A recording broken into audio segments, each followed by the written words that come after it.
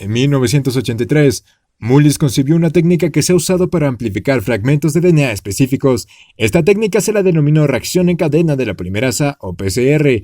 La PCR en tiempo real, o también llamada PCR cuantitativa, es una variación de la PCR convencional, donde adicionalmente se usan fluoróforos, los cuales permiten realizar el seguimiento del progreso de la reacción. Aunque existen varios modelos comerciales de estas moléculas, las más utilizadas son el fluoróforo Cyber-Green y la sonda Stegman. Estas moléculas se unen al DNA y permiten la cuantificación gracias a que emiten fluorescencia. La reacción, al igual que en la PCR convencional, se realiza en un termociclador, equipo que permite realizar los cambios de temperatura para las etapas de naturación, extensión y terminación. Sin embargo, para la qPCR, el termociclador debe tener integrado un instrumento que mida la fluorescencia emitida por las moléculas que se mencionaron anteriormente, además de una computadora para que interprete los datos. Hay 3 pasos principales que conforman cada ciclo en una qPCR.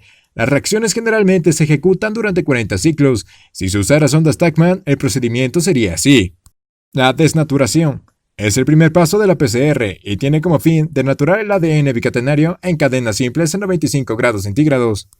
El annealing es el siguiente paso. Aquí las secuencias complementarias tienen la oportunidad de hibridarse, por lo que se utiliza una temperatura adecuada que se basa en la temperatura de annealing. Las sondas Stegman también se hibridan al molde. En el extremo 5' de la sonda está el reportero, el cual es el fluoróforo, y en el extremo 3' de la sonda hay un quencher que evita que se emita fluorescencia. La sonda se retirará posteriormente a la extensión, debido a que la polimerasa tiene una actividad nucleasa 5' que le da la capacidad de degradar ADN unido al templado. Al separarse el reportero del quencher, ocurre una transferencia de energía de resonancia de fluorescencia, lo que emite una señal que se verá reflejada en el amplification plot.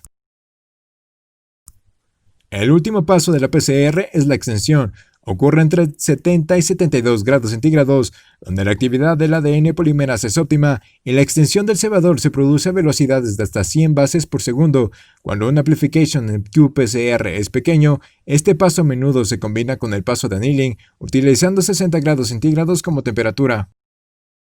Si se mide la cantidad de producto amplificado en cada ciclo, es posible la cuantificación mediante el amplification plot.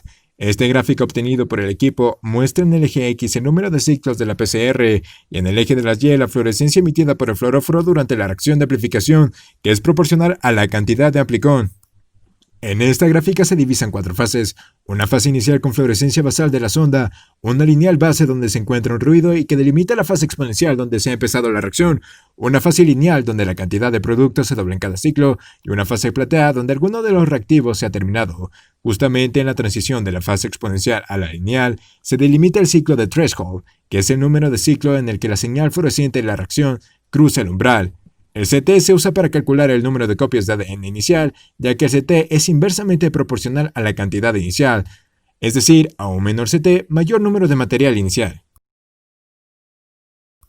La qPCR ofrece una alta sensibilidad y especificidad para detectar secuencias de ácidos nucleicos, lo que convierte a esta tecnología en una poderosa herramienta de investigación, cubriendo áreas como estudios básicos, medicina tradicional y biología aplicada.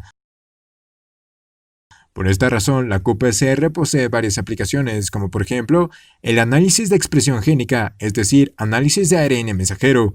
Esta es una de las aplicaciones más usadas para la PCR en tiempo real, debido a su capacidad de detectar niveles de expresión muy bajos. Se analiza el ciclo de threshold para determinar una expresión baja o alta de un gen. Esto, por ejemplo, permite saber si una persona padece de cáncer por una producción descontrolada de P53.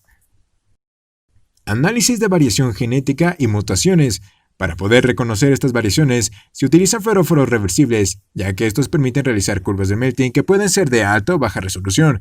Estas gráficas permiten observar la diferencia entre una secuencia wild type y una mutada.